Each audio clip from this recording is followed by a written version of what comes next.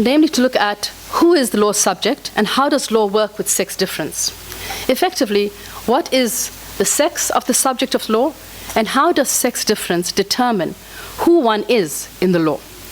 And the area of study that I find most immediately relevant for this work is the study of the concept of al-ahliya. So legal capacity in Islamic law is premised on the idea of dhimma. And if we look at the classical legal texts, the list of conditions under which a person's ahliya is compromised is this. What I found interesting when I read this was to learn that the idea women isn't in this list.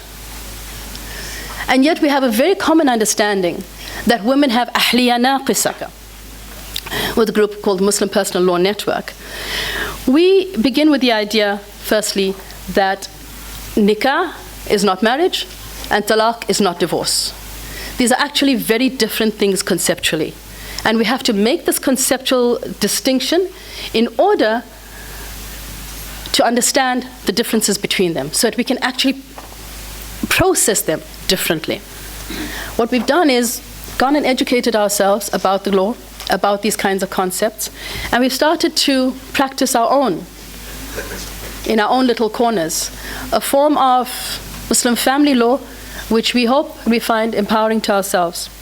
We begin with this idea that marriage is not nikah and divorce is not talaq. And then we've begun to write marriage contracts. But we write marriage contracts not simply as a legal formalistic process. We've begun to do a whole process of premarital coaching. So we talk about who will pay for what, who will do what, on which days, who will cook, who will stay home when there are children, who will look after parents. Fundamental, simple things, but very important. We also talk about the property regime. Who will own what? Who will pay for what? So fundamental things that would normally not be taken into account if you were just to talk about nikah as marriage. But when you talk about it as nikah with this particular paradigm, there are different things we have to discuss. And then we also write khula. So this is, I said, how comfortable would it be to envision a different kind of marriage, a different kind of entry, a different kind of exit, a different kind of jurisprudence. It is incredibly uncomfortable at some times. But the ways in which it grants relief to women who have been stuck and trying to get out of marriage for 10, 15 years is not uncomfortable. That is incredibly satisfying.